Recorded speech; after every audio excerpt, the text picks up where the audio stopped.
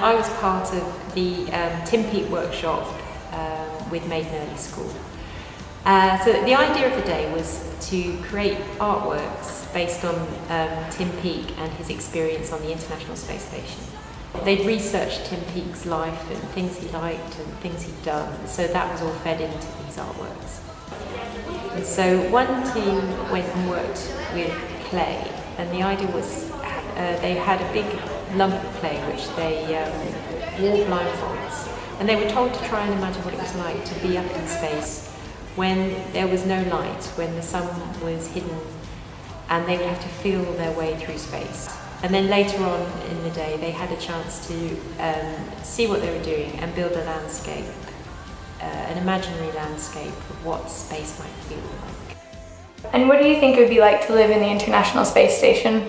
Fun, but most of the time you'd have to be serious about the work you're doing because that's the only reason you came into space. I think it would be amazing. It's not like every day you get to travel to space and live in a famous place where they study the universe. It would be quite fun because there's no gravity, so you'd be able to float everywhere, but it'd also be very hard because I've read somewhere it has like effects on your bones and stuff. The other team had a chance to work with a kit called Little Bits, and this is an easy to use electronics kit that helps people understand how to make a circuit, so you could learn where the idea of creating a trigger for something like a light or a motor or something like that. So that's what. So they had to go with that.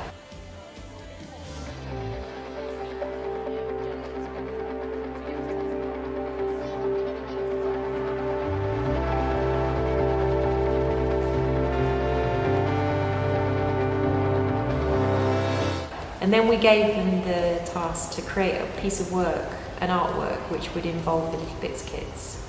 And they invented all sorts of things out of recycled materials that moved and flashed and made sounds and did all sorts of things that were based on Tim Peake's life. And so once they had made their incredible objects, we scanned them. The idea of this was that once we got the objects scanned, they became digital files called STLs. Now these files could be then sent to Tim Peake on the International Space Station, and we proposed to him that he might like to have an exhibition, because we had read that the International Space Station had recently been sent a 3D printer. We thought if people were going to be in space so long, they might need to have some art, as culture is very important for health and well-being. So the idea of our workshop was that Tim Peake would be able to have a whole selection of artworks that he could print out, and then there could be this exhibition of these objects on the International Space Station.